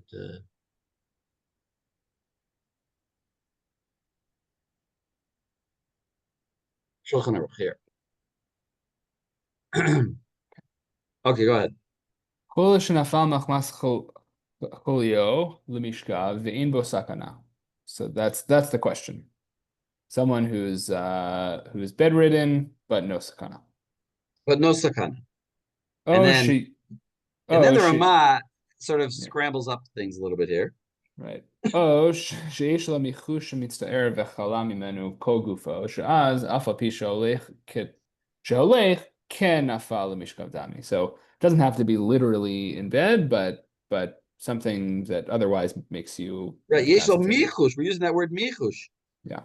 Umitztaer v'chala mimenu. He's got like some kind of smaller problem, and he actually could walk. Afa pi sheholech. He's walking. But is mitztayer v'chala mimenu kol gufo. That's the kol gufo of the Magid Mishnah. He's saying once it's kol gufo, then you're in the category of chole, because that's kind of what the Maggid said. Kol gufo, you're allowed to do. Even a Jew could do it for you. So certainly you're. It's sort of funny here, but he's using that concept of the Maggid to create a new concept, which is, I think, basically the example that I would give for this is like severe back pain or a migraine. Let's say you have a migraine headache. You could walk around, you could talk to people, but you're kind of uncomfortable all the time. Your whole body you're uncomfortable, or your back. It's difficult for you to walk around, but you can walk around. And it's sort of your whole body is weak because of this back pain. Maybe that would be considered like you have to lie down. You don't have to literally lie down. Okay, so that's just the definition of what's called a chole. Now he goes on. So all these cases, ein bos sakana, omrim. Go ahead. אומרים לעקום לעשות לו רפואה, אבל אין מחללים עליו את השבס באיסור דאורייתא, אפילו יש בו סכנת עבר. So you can So tell. first of all, here he hedges his bets. The Shulchan Aruch, he just says you can certainly you can ask a goy to do stuff, and then he says, and certainly you can't do an isur d'oraita, even if you might lose a limb. So we're talking the two extremes. It's like halacha psuka. On the one extreme, you can certainly ask a goy to do stuff. That's permitted. And it's certainly not permitted to do an isur d'oraita yourself. And then we're going to get into the middle territory. Go ahead. ולחלל עליו ישראל באיסור דרבנן בידיים יש מתירים, אפילו אין בו סכנת עבר, אפילו אין בו סכנת עבר. All right, so first of all, who is that? That is. So if you look at if you want to cheat, you can look at the Ber Hagolah, but don't look at the Ber Hagolah. That's the Rambam, right? According to the Torah. Yes, according to the Torah. That's the Rambam according to the Torah. Yesh matirin afilu ein bo sakanat evar l'chalel alav Yisrael. Now we're talking about this question. A goy, fine, that's permitted. What about a Jew? And so we're saying, can a Jew do something? So the Torah says that the Rambam says that yes, you could ask a Jew to do it. Yesh matirin afilu ein bo sakanat evar. And if you look if you do cheat, you see it says Tur midivrei Rambam. You know, it's the Tur's understanding of the Rambam. Now don't look any further. Now read the next one. V'yesh. V'yesh omrim she'im ein bo sakanas ever osin b'shinui. That's the Ramban, according to the Torah. You're right. The Ramban is the one who has the shinui idea. Just do the shinui. Once you do the shinui, it's Rabbanan, it's Shinui, so then even the Yisrael could do it. V'im yesh bo sakanas ever. So wait, sakanat ever. Osim. No, if you don't need a Shinui, if it's sakanat ever. Right. Right? V'im ein bo sakanat ever, then you need a Shinui. Wait a second. I'm getting myself confused. I think Yesh omrim she'im yesh bo sakanat evar. Osim. V'im ein bo. Ein sakanat evar, ein osim. Wait, that's not it doesn't mention shinui. That's not shinui. That's not the Ramban. Just skip the line. That's we skipped. Yeah, I think Max skipped the line. Oh. This is the Ram. Oh, I see. God, I got ahead of myself. Okay. Yeah, no, that's okay. Sheyesh bo sakanat evar. If it's sakanat evar, then a goy could do it. Then a Jew could do it. V'im ein bo sakanat evar, then a Jew can't do it. You got to get a goy. But once sakanat evar, then for sure it's mutter for a Jew. And now yesh omrim. Right. V'yesh omrim she'im ein bo sakanas evar osin b'shinui, v'im yesh bo sakanas evar osin b'lo shinui. Right. So this is the shinui idea, which is only if there is no danger to a limb. If there's a danger to a limb, you don't have to worry about the shinui, which is the Ramban. Right. In other words, if there's danger to a limb, then the Jew can do it. But if there's no, if there's no danger, then you need to have a shinui it's just regular chola, then you need a shinui combined with a derabanan, and then the Yisrael can do it. So basically, the Ran and the Ramban agree when there's a sakanat evar, and when there's no sakanat evar, the Ramban requires a shinui also. And now let's read the next. This is actually the fourth opinion, really. We had the Yesh Matirin, then we had the Yesh Omrim, and the third Yesh Omrim. Yesh Omrim, go ahead. Afilu yesh bo sakanas evar, ein osin lo davar shehu nismach lemalacha deoraisa, v'dvarim she'in behem semech malacha Sarak. osin. Oh, it's a mem there in my edition? I have a mem in No, your it's edition. Sarak. It should be a resh. Okay. Makes sense. Sarak malacha means like Say a little bit of. Yeah, exactly. Um, Oh, it could be samach. You're right. Logically, it could be samach. You're right. I take it back. Yeah. It makes sense. Also samach. That's actually the way the Beit Yosef wrote it. Which is how he says it. Nismach. Nismach. He said nismach. Right. But in mine, it's sarak malacha. I don't know. Yeah. Either way. Okay. Either way, some element of malacha or something like that. Osin afilu ein bo sakanas ever v'divrei hasvara hashlishis nirin. Okay. So wait a second. So yeah. So what is this fourth opinion here? Right. Even if there's sakanas evar, you can't do something that is related to a malacha deoraisa. But if there isn't something related to a malacha, then you can do it. Even if there's no, in other words, there's no distinction. Like the Beit Yosef said, it's the Beit Yosef. This is when he says Yesh Omrim, it's really himself. What does the Baragola say? He says Sham b'Shem HaRambam. In other words, I think what he means is it's the Beit Yosef b'Shem HaRambam, and as he understands the Rambam like that. But it's really the Beit Yosef's opinion. So there's no distinction between Sakanat Evar and not Sakanat Evar. The only distinction is it similar to a malacha? And then he says at the end, the Divrei Sfar Shlishit Niri. Which opinion is that? Himself. Which is the opinion that he paskins? Himself, right? Or am I counting wrong? Well, there's the first opinion. It's a trick question I'm asking. Because it's a machloker. What he means. Look at, first of all, just to clarify, there was the first opinion, Yesh Matiri, and then there were 3 Yesh Omri. And the third Yesh Omri was the last opinion he just said. But the third opinion was the Yesh Omrim She'im Ein Bo Sakanat Evar Osin B'Shinui. That's the Ramban. This opinion here.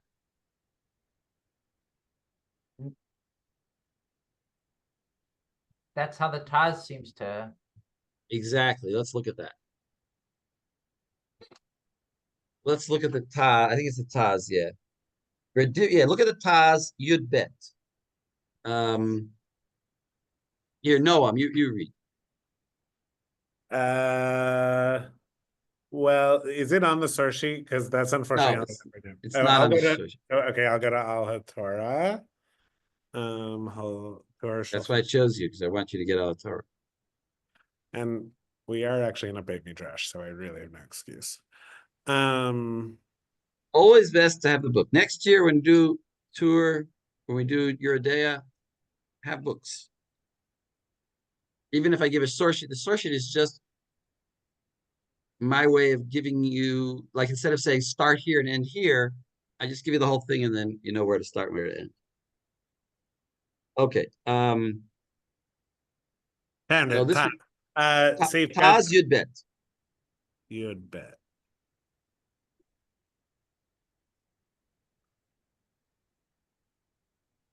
So okay, now I found it.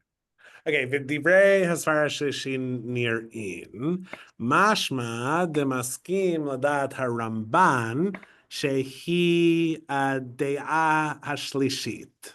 Okay, so first of all, that's the one I highlighted here. He says it's amashma that it's this one.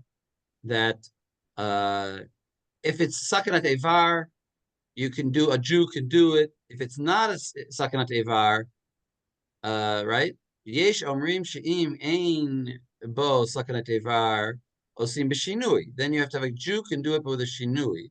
The Rabbanan we're talking about. Ve'im yesh bo sakanat evar osim b'lav shinui. That's the opinion that the Beit Yosef says is right, is the most nearing, is the most reasonable. And then he says, continue. I'm not sure what this Roshei Tavot is. It's a person, obviously. No, it's very important. Umori v'chami. You know what that means? My teacher and my father-in-law. Yeah. Who is his father-in-law?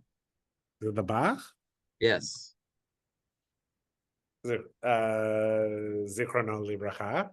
Yeah. Piresh de al harambam kai. Rambam Kai. That no, he's talking about the third opinion being the Rambam, which means himself, essentially. In other words, the way the Beit Yosef understands the Rambam, the fourth opinion. Shehi asfara. Shehi svarat yesh omrim hashlishi. Velo chashiv deya rishona dahainu yesh matirin v'chulei. Oh, so what does it explain? So because if you just count the yesh omrims, then the third yesh omrim is the Beit Yosef's reading of the Rambam, and you don't count the first opinion, which is that language of yesh omrim. Right, except that okay. That's what he says. Go ahead. Exactly, perfect. You read that. You explained that perfectly. Oh, great. Ella al shlosha yesh omrim kai. V'chen mefurish. V'ken mefurish belevush. V'lo yadana lama piresh kach. And I don't understand why you wrote it this way. V'lo nifrash im de'a kamaita. And it wasn't explained with the first opinion. In other words, v'lo nifarish im de'a kamaita. And why shouldn't we explain when he said 3 that he means to be with the first opinion? Why is he excluding the first opinion? Just because it doesn't have the word yesh omrim? But it's still an opinion. Obviously, the first one doesn't say yesh omrim. Because, it's the first opinion. Then you give the other. Then you say yesh omrim. So he says, why wouldn't you count it? Why wouldn't you make your count with the Dea Rikamaita? For 2. Betu de'im ken haya lo lomar v'divrei svarazot nirim kevan da'ala kai. What does that mean? He wouldn't have said the third svara is the right one if he was referring to the one that he was immediately just discussing. Exactly. He would have just said the one that I just said is the right. The last one would have said the last one. Why confuse you by saying the third one if he means the last one? Just say it clearly. But okay. Alken nirela niutati kipshuto dala Ramban kai. So he's saying go by the Ramban. Right. Few. So few exactly. But it's a little bit weird because there is another argument in favor. What's another argument in favor of the Bach? What's the obvious argument in favor of the Bach? That the Beit Yosef is biased in favor of his Perush. Exactly. In other words, the Beit Yosef just got through telling us this big chumrah in the Beit Yosef, right? He said the Rambam really only means if it's a malacha that's not similar to a malacha, then it's to Rabbanan, it's not similar to a malacha, then a Jew could do it. And anything else a Jew can't do. He said, this is right. He says he said the Maggid Mishnah is wrong and this is right. And then he ends up passing like the Rambam. It's a little bit weird. Well, but a point in favor of the Taz is just like that was the Beit Yosef's Perush of the Rambam, but the Ramban if I remember correctly, the Ramban wasn't a perush on the Rambam, so it could Right, just the Ramban is independent opinion, exactly. Right, it's irrelevant. In other words, you have to distinguish exactly. You have to distinguish between when the Beit Yosef is doing perush, and when he's doing psak. And that was perush. He's just trying to explain the correct way to understand. All right, let's go back to the Ramah.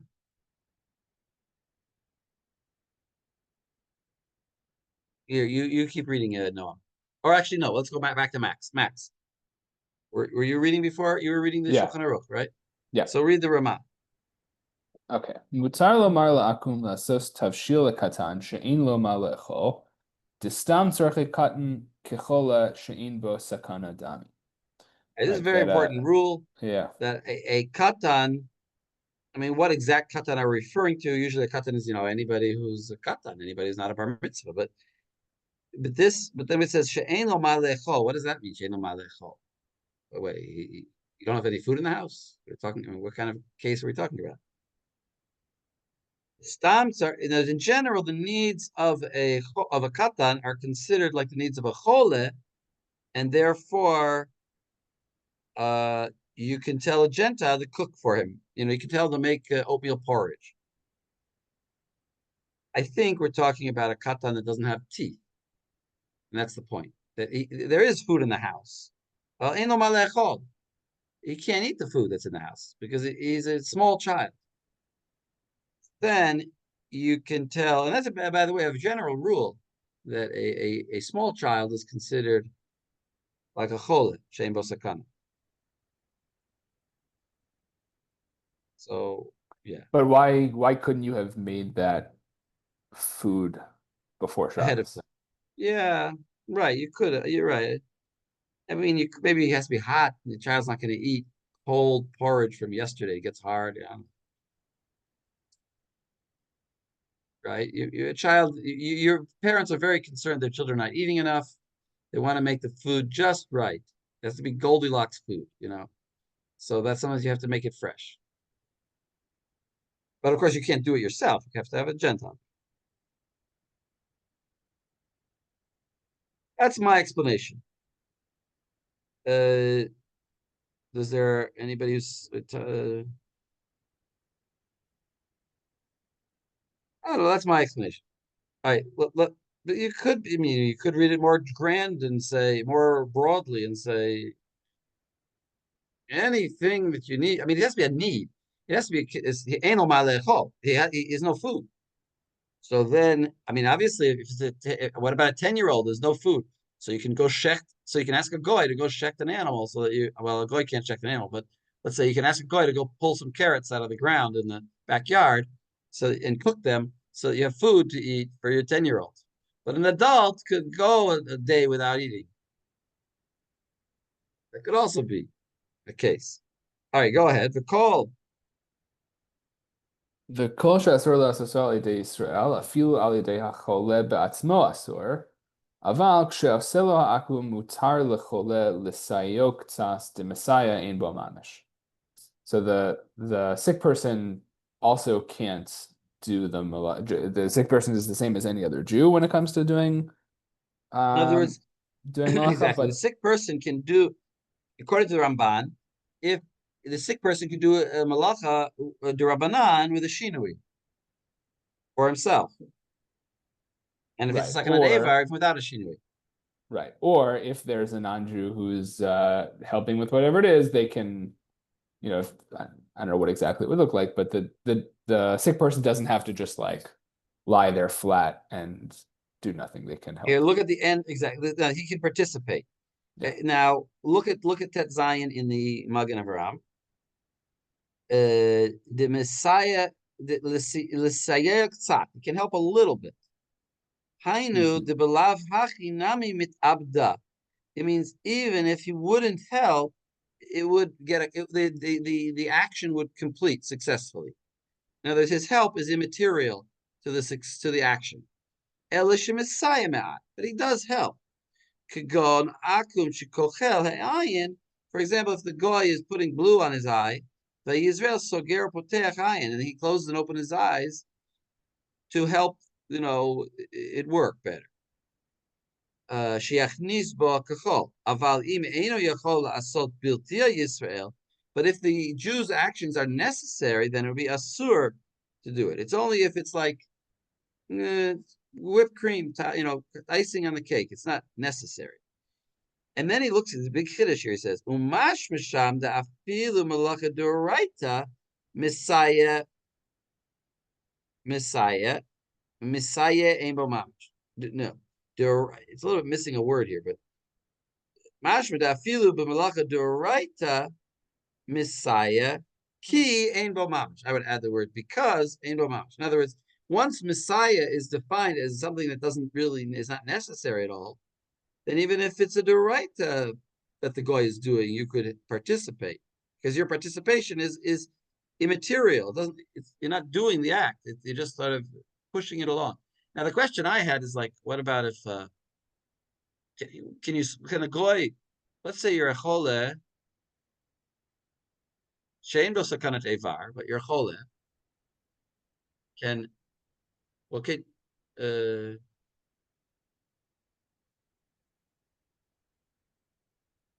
Wait a second. Can you do a Nisr Rabbanan? What is the Ramban saying? What's the Ramban's din? You can't do a Nisr Rabbanan, right? What is the Ramban's din? You have to do the Shinui, right? For what? Well, let's say putting the Tzitz Eliezer aside, you want to take your Cholish Ein Bo Sakana, can you take a pill? You want to take a Tylenol. So it's an Isser Rabbanan. That's the Isser of Refuah. So it's Mutar Al Yidei Yisrael B'Shinui. Right? So you could ask a goy to give you a Tylenol, but then could you swallow it? Swallowing it is necessary to the action.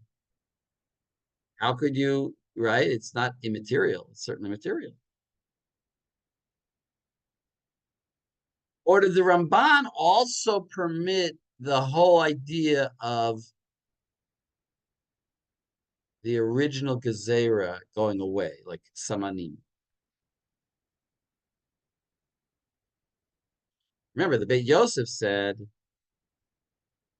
if it's Samanim, if it's just grinding something,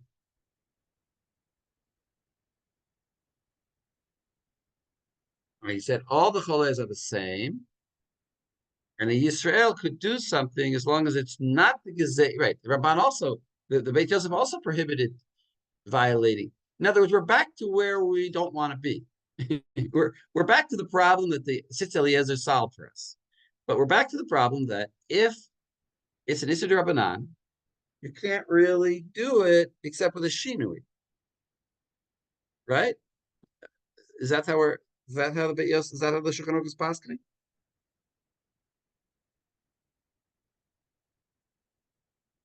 What do you say?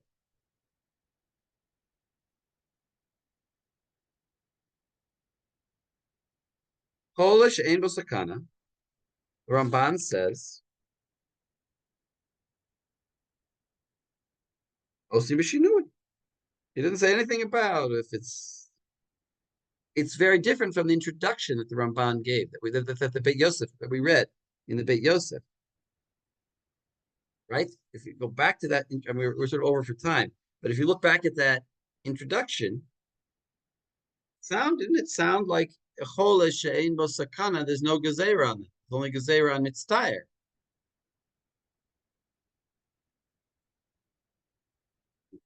I'm interested in your thoughts, if you have any, but we're over, but maybe you don't have any. All right, we'll stop here. I think that we have to leave it that yes, it is a problem to do an Isser, even a weak Isser D'Rabbanan that has no malacha in it, and that's why we need the Tzitz Eliezer to come and say no, you can take it. I don't know. I'm left a little bit in a quandary. We have to look at the Mishnah Berurah. We'll hopefully have a Mishnah Berurah here. I did look at the Mishnah Berurah. The Mishnah Berurah seems to say, like you would think, that like the introduction, that if it's Cholev Guf, then the whole thing goes away. Then you can take, then you can certainly take, do medicines without a shinui. Okay, we'll stop here with some food for thought, and we'll look forward to the Mishnah Berurah shir. And next week, are we moving to the next Siman or? Next week, no. I actually, my plan is for the next 3 weeks to do topics, not to do simanim. I want to do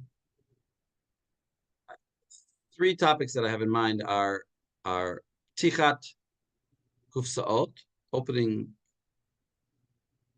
items. I don't know if did we do that already. I don't think we did. I think we did that. We did that? Okay, so Yeah. maybe we won't do that. So the other 2 topics that I have are, tell me if we did these. The swimming. Well, Rabbi Landis maybe did a little bit about swimming. But I wanted to go into more detail about it, but maybe we did that already. The other topic is ointments. Can I suggest a topic? Well, I missed a bunch of weeks, so maybe you did this and I haven't done Chazara. But what about electricity? Well, electricity, you're not going to find anything about it in like the Shulchan Aruch or anything, right? It's just going to be the shooting, right? We can see like the shoot of, you're saying like the shoot of like the Chazon Ish. There's that Auerbach tshuva, which is Yeah, there's chuvas, right? There's, right? It just feels- Shlomo Zalman Auerbach? yeah. My memory is there's a Auerbach one, which is Yeah, I think there probably is, yeah. Well, there's a grama. There's a whole question of grama, maybe. Yeah, electricity is interesting. You Just can a do suggestion. electricity. Okay, thank you so I much. mean, electricity is interesting, except we kind of know this. We kind of know the final, result of that. the Aruch HaShulchan says it's mutar legamrei. The Aruch HaShulchan says mutar legamrei, and well, not everything can't be.